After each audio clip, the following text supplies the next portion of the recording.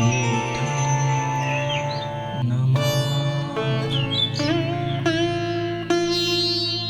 धम्मं नमामि संघं नमामि।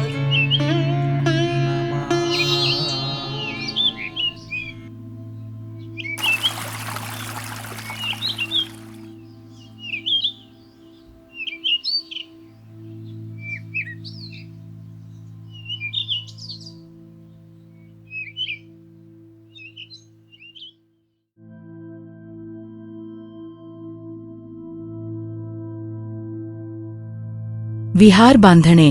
भंते नागसेन भगवंत म्हणतात, भिक्षूंनो, अतिस्नेहाने भय उत्पन्न होते, गृहस्थीमुळे आसक्ती निर्माण होते, तेव्हा अतिस्नेहही करू नका व गृहस्थी जीवनाचाही अवलंब करू नका. मुनी लोकांची हीच इच्छा असते. तरी पण दुसऱ्या एक ठिकाणी असेही म्हटले आहे की सुंदर विहारांचे निर्माण करून त्यात विद्वज्जनांना आश्रय द्यावा. भंते, जर अतिस्नेहाने भय निर्माण होते इत्यादी भगवंताचे वचन खरे असेल तर सुंदर सुंदर विहारांचे निर्माण करून त्यात विद्वज्जनांना आश्रय द्यावा, ही त्यांचीच वाणी खोटी ठरते. आणि सुंदर सुंदर विहारांचे निर्माण करून त्यात विद्वज्जनांना आश्रय द्यावा, ही त्यांची वाणी खरी मानावी तर अतिस्नेहाने भय निर्माण होते इत्यादी त्यांचेच वचन खोटे ठरते. हे सुद्धा एक कोडे आपणापुढे ठेवीत आहे. त्यात खरे काय आहे ते स्पष्ट करून सांगावे. महाराज, भगवंताने असे जे म्हटले की अतिस्नेहाने भय उत्पन्न होते इत्यादी वचनात आणि सुंदर सुंदर विहारांचे निर्माण करावे इत्यादी तथागताच्या वचनात पूर्णतः सत्यता आहे. त्यात काही एक दुसरे जोडण्याची आवश्यकता नाही. याबद्दल शंका घेण्याचे कारणच नाही. पण हे भिक्षूंसाठी अत्यंत उपयुक्त, भिक्षुचर्येस योग्य व उचित असेच आहे. महाराज, जंगलात राहणारा मृग कोणत्याही प्रकारे घराचा आश्रय न घेता स्वच्छंदपणे विहार करतो. जेथे इच्छा झाली तेथेच सुखपूर्वक झोप घेतो.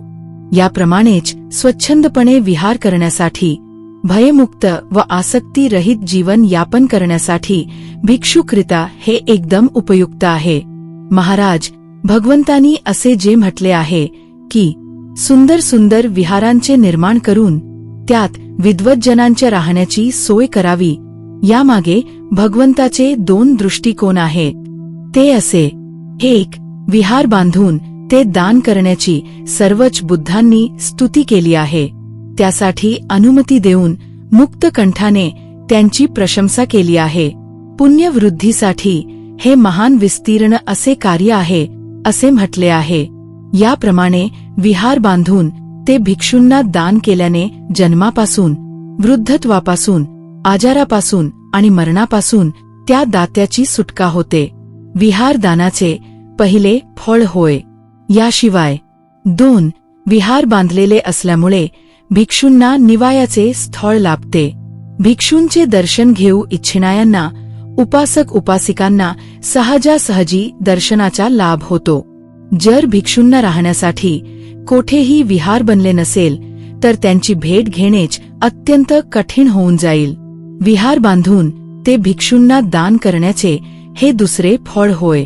हेच दोन दृष्टिकोन पुढे ठेवून भगवंतांनी सांगितले की सुंदर सुंदर विहार बांधून त्यात विद्वज्जनांना राहण्याची सोय करावी. पण याचा अर्थ असा समजू नये की विहारास भिक्षू लोक आपले घर समजतील. ठीक आहे भंते नागसेन, आपले म्हणणे मी मान्य करतो.